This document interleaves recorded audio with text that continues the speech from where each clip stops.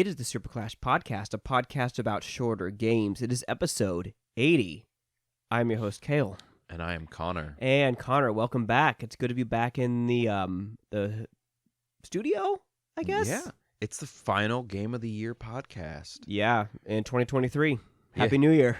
Happy New Year, everyone. Yeah, we took a pretty long break just because of, if you guys didn't listen to the quick update that we put out of just bad weather, sicknesses, holidays, just a whole bunch of stuff going on, and we just couldn't squeeze in time to do this episode. We were hoping to have this episode out before the beginning of 2023, but it just couldn't work out. 100%, my man. But during your break, Connor, how are you? I'm okay. I'm doing all right. I wish the break was longer, but yeah, even though we saw each other like 6 times during the break, but you know, it's probably 5 times too many. But it was kind of a good break for me. My wife and I, we kind of took like a break from looking at houses because we were getting a little bit fatigued.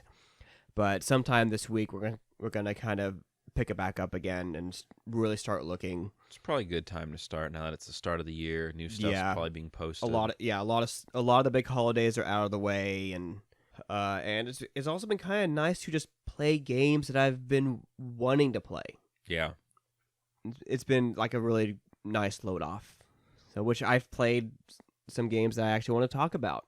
I'll just go ahead and just say it. I beat God of War. Nice. God of War Ragnarok, and I liked it. It was very good. Incredible, actually. It was probably just a little bit too long for me. Like, I understand. I got my money's worth. I paid $70 for it. I got my money's worth. Mm-hmm. But I think I'm just so used to playing these shorter games for the show that you get very fatigued with it. So, but overall, like, it is a really good game, and by far one of the best games I played this year. Nice. Little hint. Hint.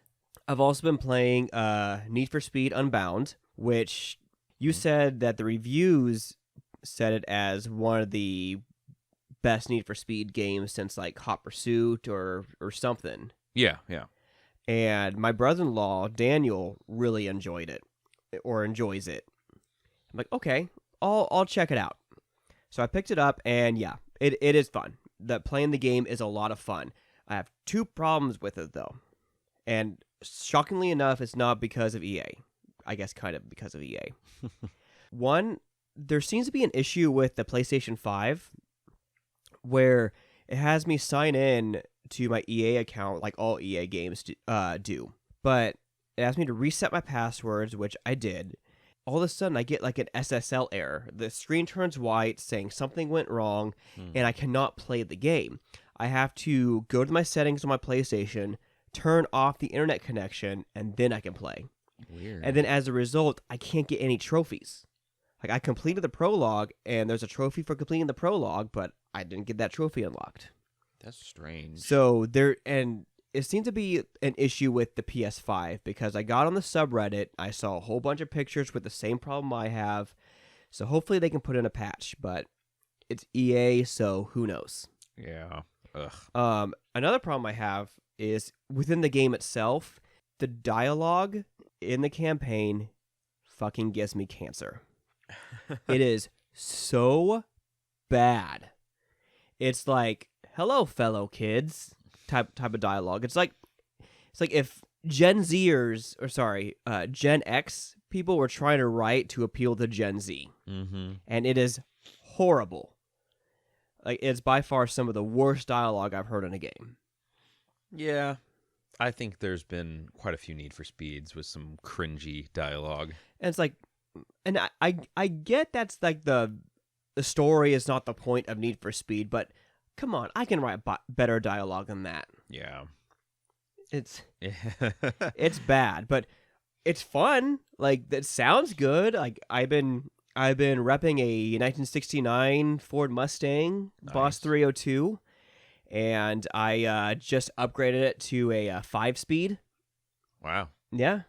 Nice. And it's a lot of fun. I'm trying to work up some money so I can drop a new engine in it. And other car stuff that I'm not familiar with. I'm not a car guy, so That's fair. That's fair. Car stuff. Yeah, you put the part and you go vroom vroom and Yeah. you're done. Hey, as long as I can drift and win races, that's all that really matters. And I do like the aesthetic of it. Like I like the realistic look of it, but like the smoke is like cel shaded and the characters are cel shaded. There seems to be a lot of hate for that going around, but I personally like it. Hey, if it's fun, it's fun. Like I don't understand this hate for cel shaded. People just associate it with like, I don't know, like childlike or whatever. People hated it back when Wind Waker came out, And on also GameCube. Borderlands. Yeah. I know people. I'll even admit that when Borderlands first came out, I was leery about it until I actually played it.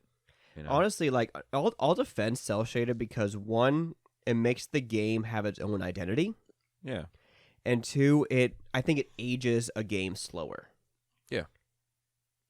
It becomes a little more timeless that way. 'Cause it's a style, whereas, just having something that's high fidelity for the time 5 years down the road may not be Exactly as impressive. Like, do you remember the first Gears of War playing that in 2006? I was like, oh my God, there's no way these graphics can get any better. Yeah.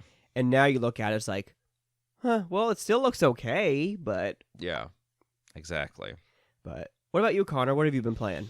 Well, I've beaten 2 games, and I've gotten about 3/4 of the way through another since we've last been on here. Did I mention, there might be an extra one, did I mention that I beat Trigger Witch on a podcast? I don't think you have. Okay, so I beat Trigger Witch. I'll say that one first then.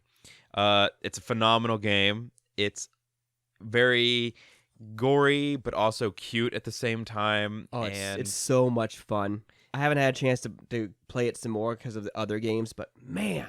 I don't think you'll expect the plot twist that's coming. That's for certain. I gotta play some tonight. The story is really wild and entertaining, and it's a lot of fun. So if you like top-down twin stick shooter style games, I'm raising my hand over here. you'll definitely enjoy this one. Mm-hmm.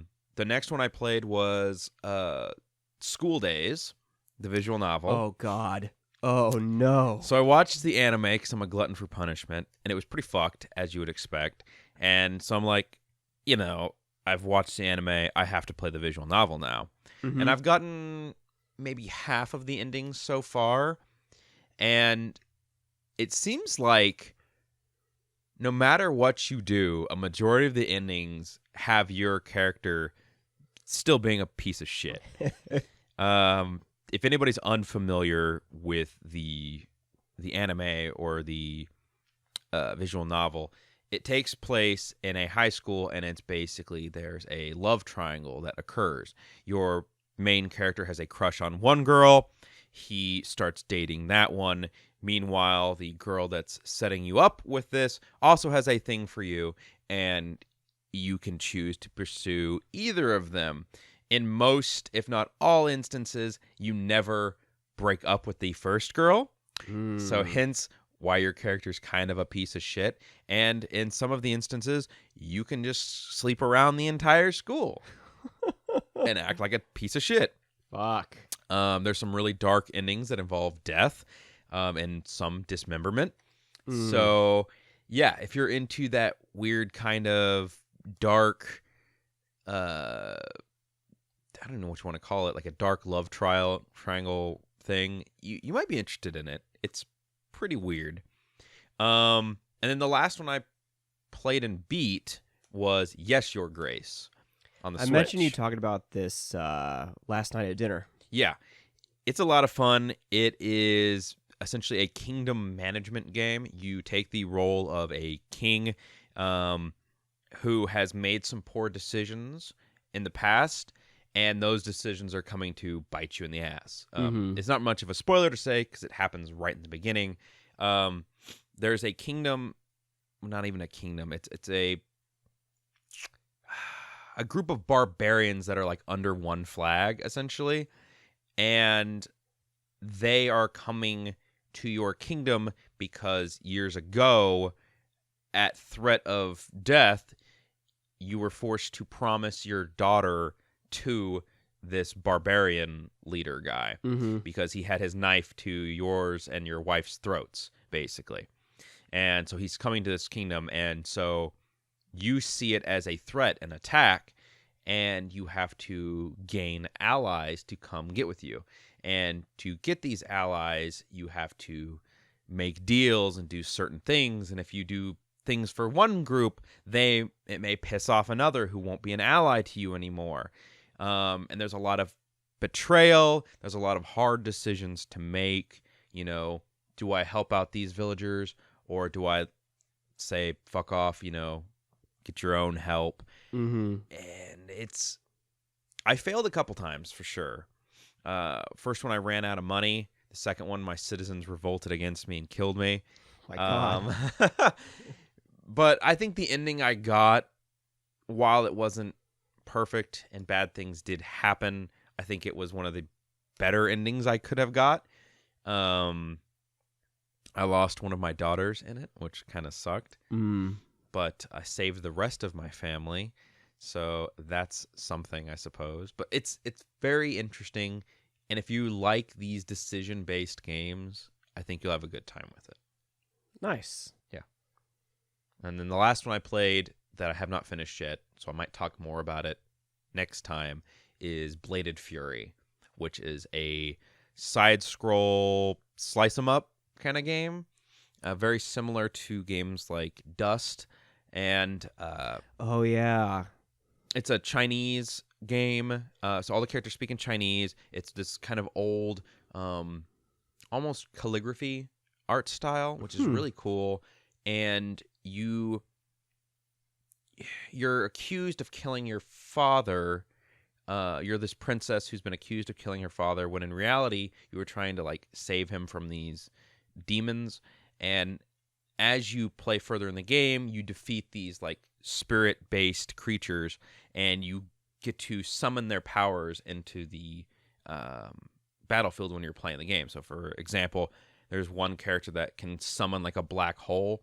So you can call on his ability and summon a black hole in which holds all the enemies in place and does damage to them while you hit them. Or there's another who heals, so you can call her in, heal. Another who puts spider webs all over the screen, which slows down all the enemies. You can do that. So it's a lot of fun. Nice. Yeah, I think you'd enjoy that one. Oh, yeah. Sounds like it. Yeah. All right. So let's not beat around the bush any further.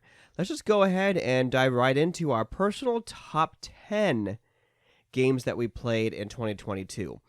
Now, this is something different than the last two proper episodes that we made, where we talked about the top 10 and bottom 10 games that we played for the show.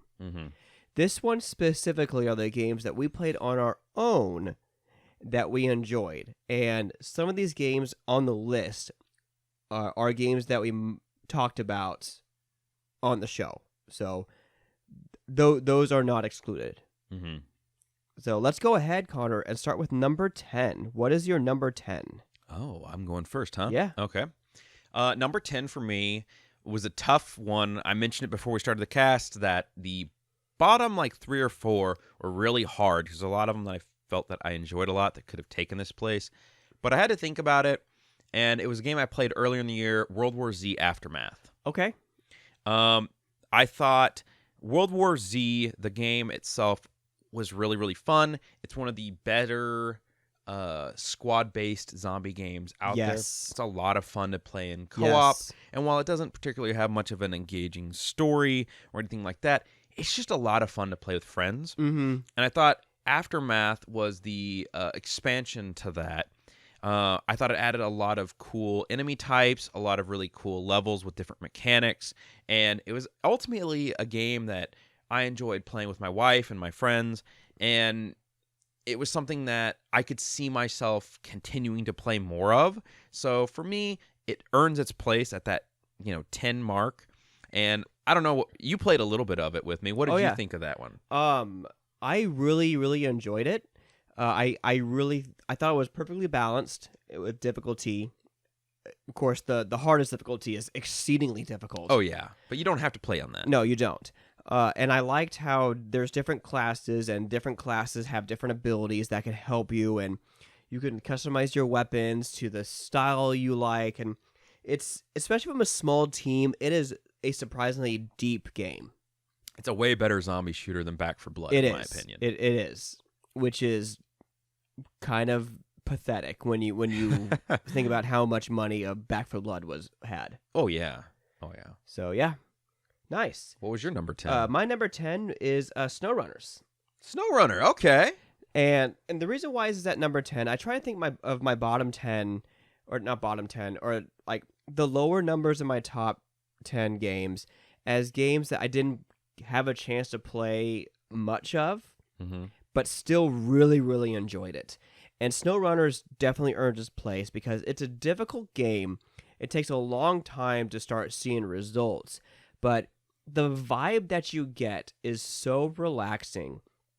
And the game is not as punishing as it seems to be. You can easily reset your stuff. You don't lose any money out of it, really. It gets harder the further you get into the game, where the missions become longer. So if you're taking your logs across an entire map and you lose them halfway across, it can get frustrating and anger-inducing. But with friends, it's better. Yeah, and you don't lose money out of it either. And see, if you were to lose money out of it, that's when I think I would be like, fuck this game. Yeah. So which is really nice. And it's really one of those games where if I were to play it on my own, I would like throw up Spotify on my PlayStation, turn down the music for SnowRunners, and just listen to a podcast. Yeah, it's a great game, and it would honestly have made my top 10 probably last year, because I played a lot more of it last year. Yeah. Number 10 for me is SnowRunners. Nice. What's Very your good. number 9? Number 9, huh? Well, that one is 5 Dates. Okay. I chose this one. I remember you talking about this. Yeah. Probably the beginning of last year is when I played this one. And the reason I put this one on the list is 5 Dates was a very unique game experience. Not only is it an FMV game, where the characters are all real-life recordings of people, but it's a decision-based game on top of that had some fairly engaging dialogue between the characters, and I thought all the acting was done really well. So it was a very unique game. Essentially, you go on 5 dates with these different women.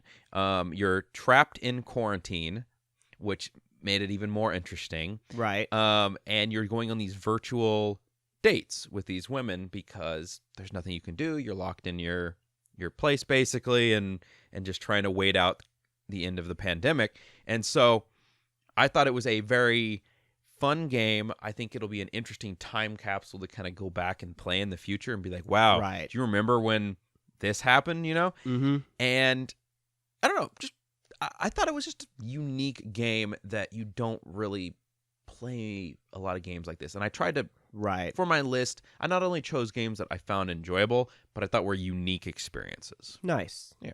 Cool. What about you, man? My number 9 would be, let me check my phone. Don't do it. Sniper Elite 5. Okay. Yeah, I can see that. This is the game that we talked about playing the other night at the time of this recording. I really enjoy the Sniper Elite games, and I want to complete this game at some point. What makes this game in my number 9 is they seem to have their shtick down with these games, where they don't really care about historical accuracy or anything. It's like, let's just make a fun sniper game with semi-realistic ballistics, depending on your difficulty, and just kill Nazis. Yeah, who gives a shit? Kill Nazis. That's the fun of it. And they expand on that fun by, for one, making the kills as gory as possible with the X-ray mode. You can shoot off their balls, you can collapse their lungs, you can hit their grenades, and everything. What made this game so much fun as well is because they threw out historical accuracy, you can have suppressors on it and be super stealthy. They added X-ray kills for melee attacks and other like standardized weapons or standard weapons. And this is the first game, to my knowledge, I'm not sure if 4 had this, to where they treated suppressors realistically. For those who don't know, suppressors don't have that Hollywood sound. Suppressors are still loud. Suppressors can still cause hearing damage, just not as much hearing damage as unsuppressed weapons. To where if we were sitting here talking and Connor's neighbor shoots a suppressed pistol, we could still hear it. Yeah, it just doesn't carry as far, right? No. And this is the first game, to my knowledge, that treated suppressors realistically, to where when you have a suppressor on, there's this indicator in your HUD that shows how far out it can be heard. And you can use that strategically to kind of position yourself to where you can take out these Nazis and your target without necessarily being heard. So you can have this one suppressor that can be heard up to 40 meters. If there's any Nazi within at 40 meters, they will react to the shot. And I thought that added another level of challenge to it that was really fun. Yeah. I think this game probably would have made my list. However, I remember there being quite a few bugs at launch, like game-breaking bugs. And so for me, if we were to go back and play this game, this year, and the bugs had been resolved, I could very well see it on my Game of the Year for 2023. But as of now, I couldn't justify putting it on mine. And just to kind of give you a pitch here why we need to play this game again this year, is I played a little bit of this game on my own. There's a level after the level that we were on to where it's like a castle fortress, and it is long shot city. I was making like 1,000-meter shots, and it is so satisfying. Like, one of the most satisfying parts of these games is just being able to, like, see your buddy make that shot, you know? And you're like, oh, that was so fucking cool. Yeah. It's like, yes. Absolutely love these games. That's why Sniper Elite 5 is my number 9. Nice. Very cool. Well, Number 8, Connor. My number 8 is Katawa Shoujo. Okay. The reason I put it on here, and it very well could have gone on any of my Game of the Year lists for the past handful of years, because I tend to play it every single year. I'm going to be better going forward, and I'm not, even if I play it this year as well, I'm not going to put it on any future Game of the Year list, but I did want to give it a shot on a proper Game of the Year list. Right. It's one of those games that I can go back to, keep playing, still appreciate it, play it, one of the different endings, play it out a little bit differently each time, and it has so much replayability that it would be a shame to play it this year and not give it a voice on the list. Right. We've said a lot about this game. It made our other top Game of the Year list for our joint played game, and we gave it a long discussion on our previous podcast before, so I'm not going to go too in-depth on it, but it definitely earned its place with me, and yeah, it's one of my top games probably of all time, really. Yeah.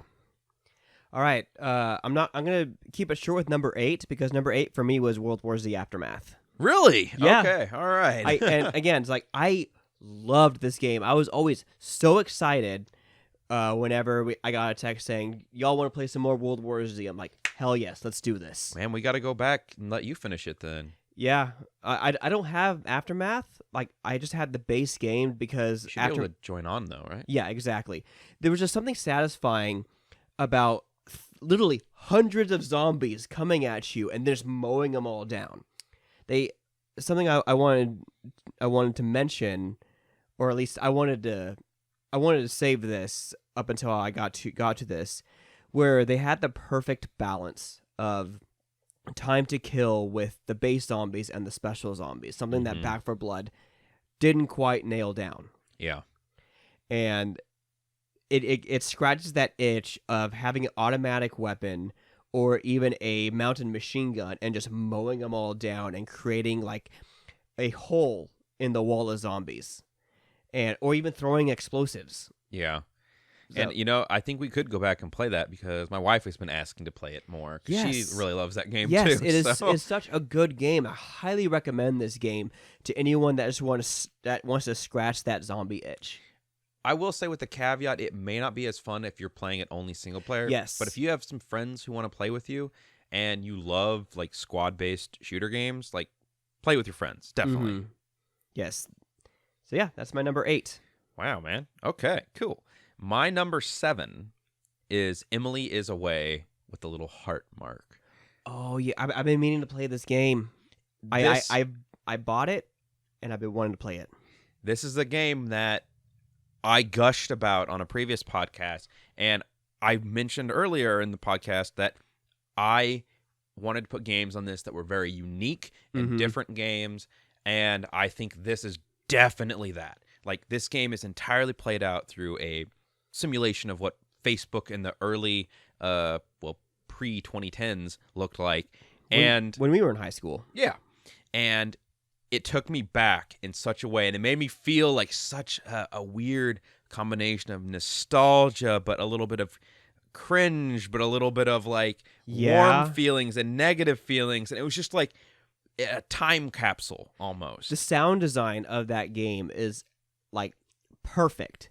It is exactly how it was back in 2008, even down to like the computer clicks in the background of those old PC towers. Yeah, and they would even when you get sent a link to a playlist, and you can just have that playing in the background while you're having these conversations through the Facebook messaging system. Like, it was so just a good feeling. It was a good feeling, and it's one of those games where I do want to go back and play it because I think there are multiple endings in it, but I just haven't played them yet. Okay, nice. All right, so mine, we're at number 7, right? Yes.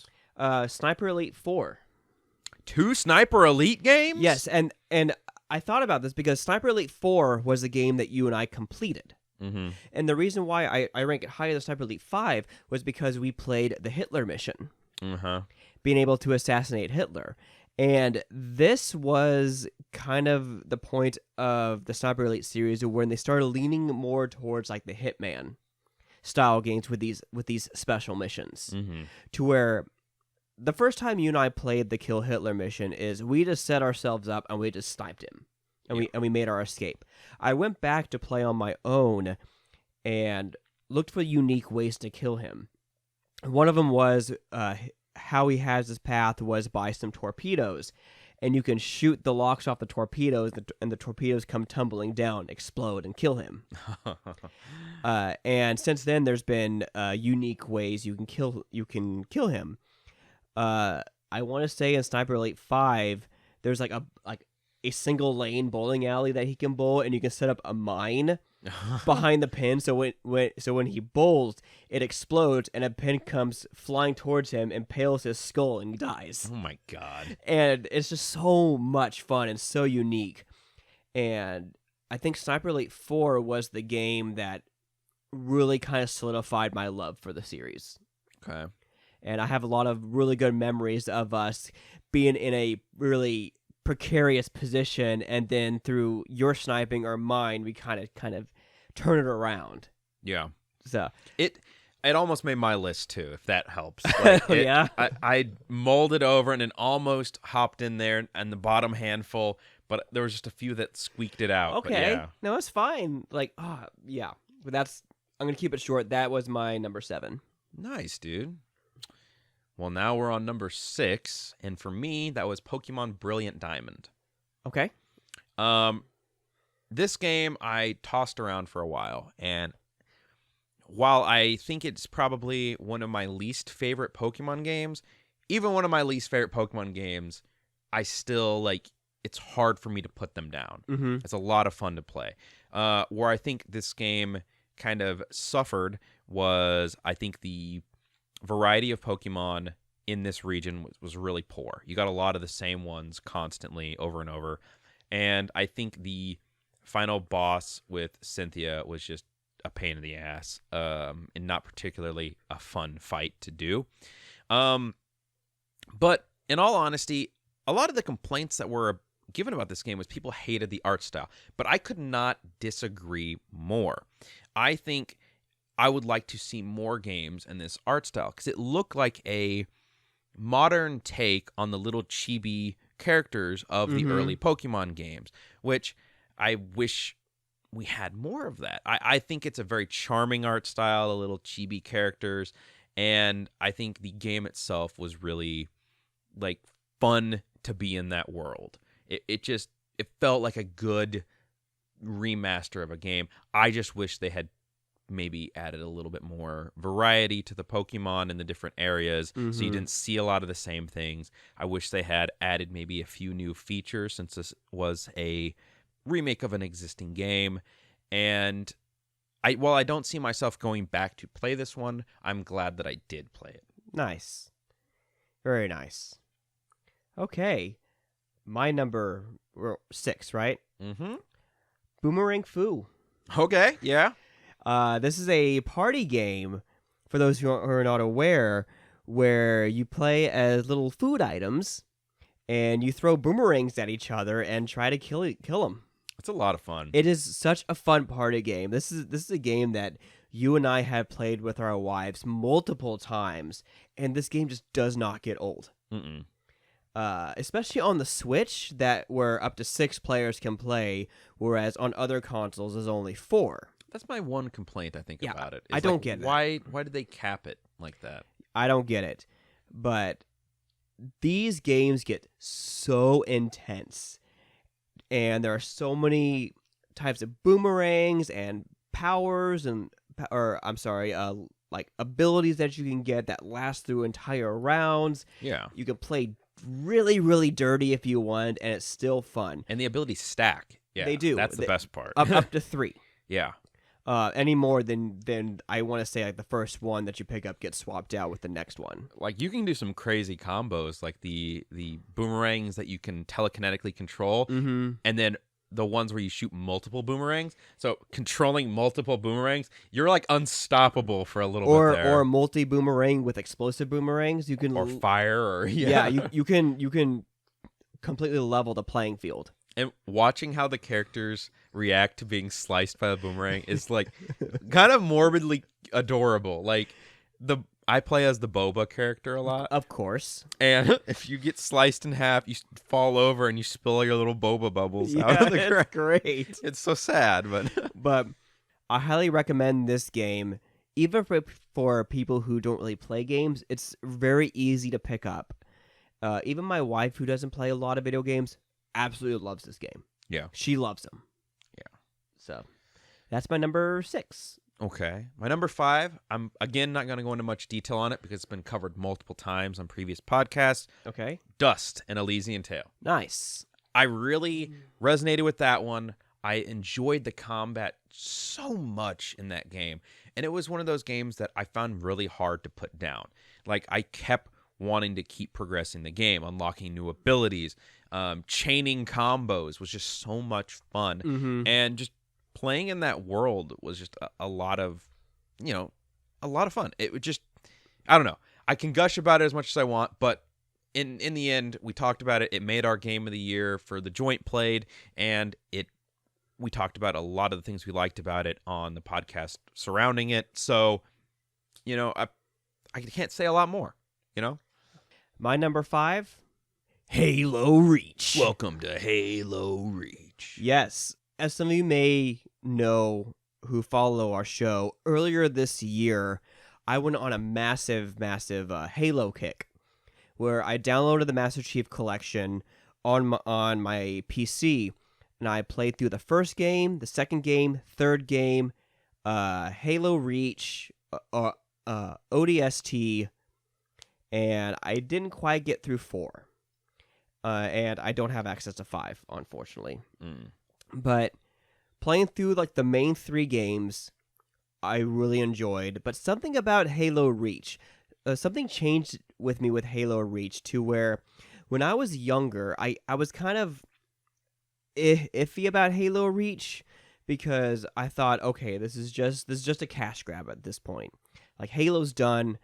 This is gonna be dumb. And Halo Reach had a lot of things in it that I didn't really I wasn't a big fan of at the time. Like I didn't like how they took out the BR, they took out a lot of weapons, they took out dual wielding. It just didn't really quite hit me as the way Halo 3 did. But coming back to it as an adult, I was like, this game plays so much better than Halo 3, even though I still love Halo 3. The way the enemies react to your shots is so much better. The AI is so much better. There's still so much passion put into this game, almost as much passion as Halo 3. Mm-hmm. And I just had a blast playing this game again. Oh yeah. I think that one and ODST were like the two Halo games that really like reinvigorated my passion for the series. And I 100% agree with you. I think that game kind of peaked at that point. And maybe it was just my age, right? But I think a lot of the beloved shooters of the time kind of peaked around that time. Yes. I really enjoyed the Call of Duties that were around that time. I really enjoyed the Battlefields that came out around that time. Battlefield Bad Company 2 is still my favorite Battlefield. Battlefield 3 I loved a lot too, Yes. and that was around that time too. You know, and the what was the Call of Duty that was around that time? Was it Black Ops? Black 1? Ops or Black Ops 2, one of those. Yeah, and I really enjoyed that game, you know. So it's like that was like the peak era for shooting for me. Mm-hmm. And so I think that's a good choice. I Such didn't a play good it this game. year, so I can't put it on Yes. mine, but I do But we enjoy did that play one. Halo 2 multiplayer custom games this year. I do love me some Halo 2. I really want to go actually and just play through the Master Chief Collection. If I didn't have to buy all the individual games. Yes. That's something that frustrated us where we tried to play. Was it Halo 2 campaign that we tried to co-op? Maybe. One of them. Yeah, that was just so dumb. I had to pay for ODST separate, and I have to pay for Reach separate, which is some bullshit, because, you know, meh. Yeah. Anyway, That's my number 5. All right. Well, my number 4 is Katana Zero. Okay. Again, a game we gushed about a ton, but it's not only a unique game, which would qualify it from my list for sure, but it was a game that I really kept playing. I could not put this game down, and even though I died a bajillion times, I just kept wanting to go and go and go, which is, you know, I said this on a previous cast, but it's something that I cannot say about a lot of games. I was about to mention that. It's like, there's not a lot of games out there where if I die repeatedly, I want to keep getting back up and going. Like, a lot of games, I'll just get burnt out if I constantly die and constantly fail. Yes, because one game in particular that comes up in my memory, you mentioned about fighting a boss in the first Horizon game, where you just spent, I don't know how long, but you just got burned out with that game, and you put it down, and you haven't picked it up since. Yeah. There's games out there that have this ability to be challenging, but so engaging and not too punishing to the point where you're done with it. It's far too challenging, and you just don't want to play it. Or challenging and boring. That's another sin that a lot of games have. Yeah. A game can be tough, but if it's not also fun, then what's the point of keeping playing it, you know? Mm-hmm. So, yeah. Katana Zero, great game. Nice. My number 4, number 1, 2, 3, 4. I think I got these numbers were 1, 2, 3, 4, 5, 6, 7, 8, 9. I have 11.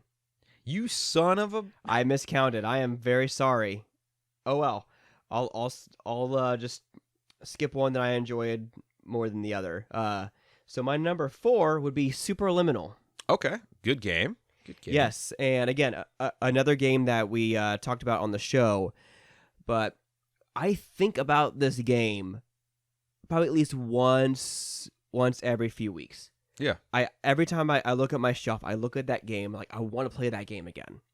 It was so unique and just blew my mind, gave me the same like mind-blown feeling that Portal did. And it's by far one of the best games I've played, and it's a game that I recommend to anyone that's looking for a unique experience. Oh, yeah. It's a wonderful puzzle game that deals with perspective in a unique way. I think the only complaint I had about that game was that in the very start, it was a little bit hard for me to figure out what was going on. Yeah. But I think once you get past that, it's just, you just want to keep playing it. It's such an intuitive puzzle game. And this is something that a lot of puzzle games, I don't want to say a lot of puzzle games miss the mark, but puzzle games need to have intuitive puzzles, meaning that you need to look at a puzzle and kind of be able to piece together the solution. And there's some puzzle games that I've played that doesn't quite do that. Mm-hmm. And the amount of testing that Superliminal had to do in order to convey what the solution is in just a few tries Mm-hmm. is very difficult to do, or at least it has to be very difficult to do. Yeah. And I have to imagine the developers going through 5, 6, 7 renditions of these puzzles in order to get it down right. Yeah. And it's such a smooth experience. I had no issues playing this game on Switch. And it's a short game. It's probably like a maybe 4-hour game at the most. Mm-hmm. Very easy. Goes down easy. One of the best games I played this year, if not of all time. That's my number 4. Yeah. Made our joint list for a reason, too. Yes. Okay, Connor, what's your number 3? Oh, now we're in our top 3. Yes. These are the ones that we truly loved the most. Yes. It's the second Pokemon game, Pokemon Legends Arceus. Okay, nice. And here's the fun thing about this game. So, when I first started playing this game, when it first launched, I picked it up and just couldn't get into it. And I ended up putting it down and then not touching it for most of the entire year. And then I came back and I started playing it again. The thing that I appreciate about this game is it really changes the Pokemon formula. While I don't think it scratches the itch that I'm normally looking for in a Pokemon game, it kind of scratched a different kind of itch. It's the first Pokemon game I would say that is not only a pseudo open world, but also is very mission based. So you have a list of tasks that you can do that you track across different maps, and you go to complete these tasks. Also, the way you fill out your Pokédex is a little bit different, and arguably I didn't like that as much, but I still kept wanting to play this game because the setting is kind of very like ancient Japan-esque. The Hisuian variants of the Pokemon I thought were very interesting, and I'm curious to see how they handle them going forward with future games. Plus the concept of your character being this time traveler from the future who got dropped through a portal into the past. You're basically isekai'd into this game. Was a very different take on the Pokemon game series. And I thought it was a nice mix-up, and I hope that they maybe make additional Pokemon Legends games. I wouldn't want to see the main series turn to this, but I do think it's a good change of pace. Like little fun spin-offs. Maybe you do one like a bit further into the future, but not quite. A lot of their spin-offs seem to be either a one and done or they only make a couple of them. I hope that they could continue this one forward with kind of... So Legend Arceus was a sort of a spin-off of the Sinnoh region, essentially. It was a Sinnoh region of the past. It's the Hisui region. I would like them to do that with maybe like the Kanto region or the Johto region or the Hoenn or literally any of them. Take them into the past, introduce some like older variants of the Pokemon that didn't exist in the current games, and tell this kind of ancient story. I think it's kind of cool. Nice. Yeah. All right, my number 3. I'm kind of cheating on this because again, I haven't beaten this game, but I just had so much fun playing it. Is Trigger Witch. Okay. When you pitched me this game, it's witches, but they forgot their magic, so they start using guns. And then you pitch it as a top-down twin-stick shooter. I'm in. Yeah. And this game is so good. I love the puzzles.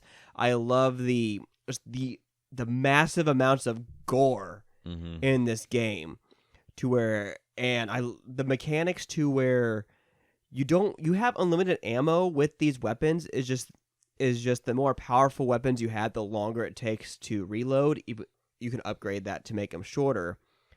The pace just keeps going. It does not slow down. Mm-hmm. And it's perfectly balanced, and I love the art of this game. It's such a good game. It almost made my list as well. Yeah. A lot of the ones that are on yours also nearly made mine, so that's, Yep. But yeah, I can't say much right now just because I haven't beaten the game. I really want to hear your thoughts Yes, after you beat it. I need to beat the game. I'm just too distracted by other games. Story of our life. It's one of those games where I just need to buckle down and play a little bit before I go to bed, in bed. But that comes a problem too because there's some mangas I want to read too. Yeah. Story of my life. Mm-hmm. All right, Connor, what's your number 3? Number 2, you mean? Oh, yes, I'm sorry, number 2. My number 2, and I'm sure you expected this to be up there, Ghostwire Tokyo. Okay, I was expecting it to be either number 2 or number 1. Uh-huh. But I think I know what number 1 is. Yeah. So Ghostwire Tokyo, again, a game we've talked about many times because it's, it made our other list as well. But it's one of those games where the setting and the way that you interact with the enemies in this game was just so unique and different. And it was one of those games where I kept wanting to do side missions, which I told you before is a very unique thing for me. Because I normally, if the side missions are poo-poo garbo, I don't really care to do them. I just want to play the story and get on with it. I'm just one of those people. I don't care about these side missions when they're just kind of dumb whatevers. But these stories that went with the side missions were very interesting to me. And every time I encountered one, I really, really wanted to continue playing it. And I had more time when we were playing through it, I would have loved to just jumped into all the different side missions, play them all before finishing the game. And I think this is a game that I could see myself going back in the future and doing one of those playthroughs where I try to play all the side stuff. Mm-hmm. Nice. My number 2 is actually God of War Ragnarok. Okay. And as I mentioned earlier, the story is really well done. The voice acting is well done. It really does deserve all the awards it got for the Game Awards. It is such a good game. The music is good. The combat is almost Dark Souls light. To where you do need to time your attacks and dodges and understand and recognize enemy patterns in order to do well. And there's also quasi builds you can do where you can have certain abilities gain more damage based on certain stats that you have. So like, you can do more burning damage based on Kratos' luck. And you can kind of have armor that increases your luck a little bit. So there's this kind of cool like cycle you can get with it. And I thought all the puzzles were super intuitive. Combat was tight and responsive. Voice acting, as I mentioned, was incredible. Story is really good. There's twists and turns in it, and it gets really emotional. And just overall, very good experience game. That you can clearly tell that these are one of the few AAA games where they literally poured their heart and soul into. I think I definitely want to play it after I beat the first of the newer God of Wars. Yeah. Definitely a recommendation. Nice. Okay, Connor. What is your number 1? What is the best game that you've played in 2022? And I think I can guess. Oh, I hope you would at this point. It's probably Pokemon Scarlet or Violet. How dare you take it from me? Yes! It's Pokemon Scarlet. There are 3 Pokemon games on my Game of the Year list. Probably won't happen again. I doubt I'll play 3 Pokemon games in 1 year again, but here it is.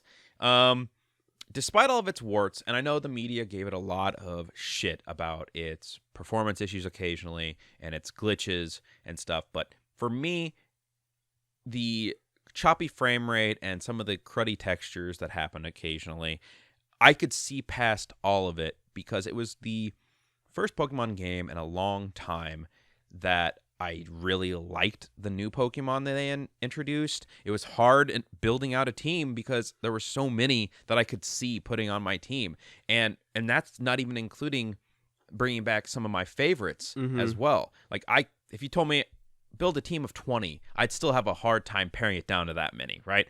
So it was a great new addition to the series.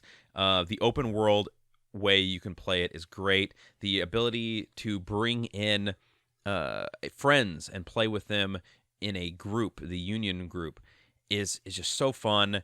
And the additional raids that they keep introducing, these timed event raids, they're something that's going to keep me coming back to the game, because some of the only ways to get some of these Pokemon are through these raids, these timed raids. So it incentivizes you to come back and keep playing the game as it goes. And I really hope that they add additional expansions to this game that maybe introduce more Pokemon that aren't already on the roster for this one. And yeah, I could see myself definitely continuing to play this through 2023. Very nice. Okay, Connor, well, I guess what your number one is, so I think it's only fair that you guess what my number one is. I think it's pretty obvious. Is it obvious? Yeah? I think so, at least. I don't know. What is it? Just guess. I don't have a guess. I don't know. It's Elden Ring. Huh. Okay. Yes. I knew you liked that game, and I guess I would have been surprised to not see it somewhere on your list. Yes. I'm surprised you put it number one, though. It is. Come on. As I said, I am a big fan of the Soul series. I'm not good at them, but I love these games. I love how every corner of the map has a unique aesthetic and unique enemies, and this is by far some of the tightest gameplay that the Soul series has. The open world aspect is a wonderful addition, and I love how in the beginning they kind of throw your expectations on its head, where the first main boss that you fight, if you were just to go the main path, kicks your fucking ass. Like, unless you really nail down his attack patterns and you're patient, he will decimate you. And that encouraged you to go off in a direction, to explore and discover things and get more powerful. And I love exploring this world. I got the same vibe exploring this world as like some of the Fallout games, where you discover this one place, and there's unique enemies and unique items, and you get more powerful that way. And this game has some of the widest kind of builds that you can have than any other Souls game that I've played. If you were to get on the Fextra Life, like that, the wiki, there's dozens of builds you can do, and exactly how you can do it, and exactly how you play and how to play them. Nice. Like if you want to be a mage that rains down meteors down on your enemies, you can do that. If you want to be a dual wield katana person, where one katana does poison damage, the other katana does bleed damage, you can do that. There is a playstyle for anyone, and there are so many cool bosses and lore, and just this is one of those games where especially if I'm playing with my brother-in-law, to where I can play for hours. Nice. It's by far one of the best games I've played. You see that somebody made a Pokemon Scarlet and Violet mod for it? No, I didn't. Yeah. You can play as your main character, and then I think some of the monsters in it are Pokemon. That's really cool. And I'm also really excited for any kind of expansions that they're planning. There's really no like full-on expansions that they're planning, but they did add like a dedicated PvP mode. There's these Colosseums that are out in the world, and they patched in something to where you can enter these Colosseums and enter like 3 versus 3 like kind of melee style games where you can take your build in and fight other people with the build that you have. And it's very unique. Of course, there are those people out there that optimize their build for PvP, and you will just get utterly gang raped by him. Jeez. But it's just, I love it. Such a good game. And I haven't played it in a while just because even though I love the Souls series, every once in a while you're just going to kind of step away from them and just play something else. It's kind of a change of pace. But I'm always down to start a new character or continue playing these games. And yeah, Elden Ring, my number one game I've played this year. Hell yeah, man. But yeah, man, 2022 was such a good year for games. Yeah, and I think going forward, we set a good pace last year. We played a lot more games last year than I think either of us did in previous years. And I kind of want to keep that pace going. So, I want to start this year out strong and finish Bladed Fury and then start hopping into more and more games. And I think our format that we're going to be doing will allow us to play a lot more of these games. Yes. As we mentioned in the quick update, we're gonna talk about it again in like an official episode. But Connor and I are kind of switching up the format just a little bit. There's still going to be at least 2 games that we're going to talk about per episode. Like I'm going to choose a game and Connor's going to choose a game.